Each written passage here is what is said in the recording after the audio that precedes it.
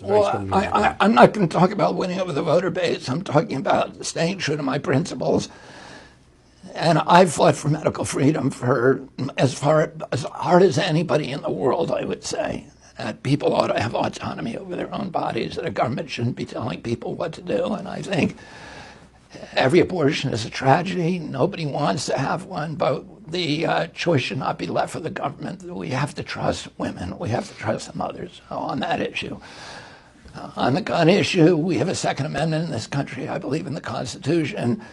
The Supreme Court has given a very, very expansive reading of the Second Amendment so that it's almost impossible to regulate guns. I'm not going to take anybody's guns away as president. I will say this. We ought to be investigating the reason. The school shootings in this country, the mass shootings, are unacceptable. And we need to be investigating why they're happening in this country. Why are we alone? Why is that happening? Why did it never happen before? Two of the culprits that ought to be investigated, and I'm not saying that we know this, but one is SSRIs, the widespread use of this class of psychiatric drugs that has a black box label on it saying may cause homicidal and suicidal behavior. And we now have a large part of the American population on those. The other is, other issues like video games.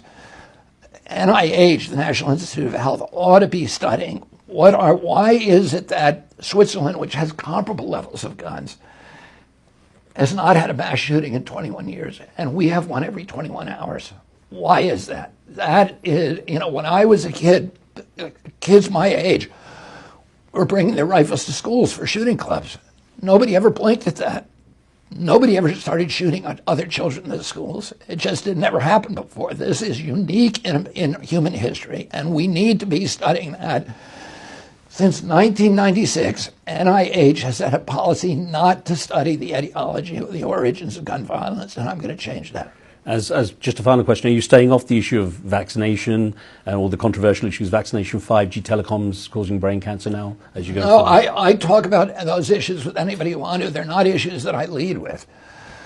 But as you know, I won a case on the dangers of Wi-Fi, of cell phone radiation. I won the Federal Court of Appeals, the United States Circuit Court, forcing FCC to go back, for rebuking them for lying to the American public about claims that cell phone radiation was safe at the levels currently regulated. There's other states that are now banning them. In terms of vaccines, I'm happy to talk about anything anybody wants to talk about, but it's not something that that is one of my major campaign issues.